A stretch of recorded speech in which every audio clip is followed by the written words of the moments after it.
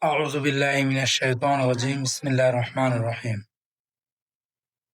সমস্ত প্রশংসা ওই আল্লাহর জন্য, যিনি এই পৃথিবী সৃষ্টি করেছেন।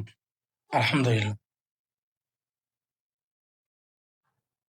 এই মুহূর্তে আমি বাংলাদেশ জামায়াত ইসলামের স্থায়ী কর্মনীতি সম্পর্কে বলব ইনশাআল্লাহ।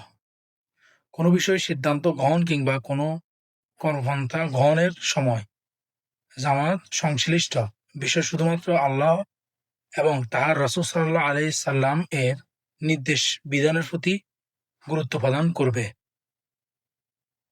ইংরেজিতে translate. When deciding on my matter or taking any course of action, the Jamaat will give importance only to the orders and provision of Allah and His Messenger, peace and blessing of Allah be upon him. Assalamu alaikum.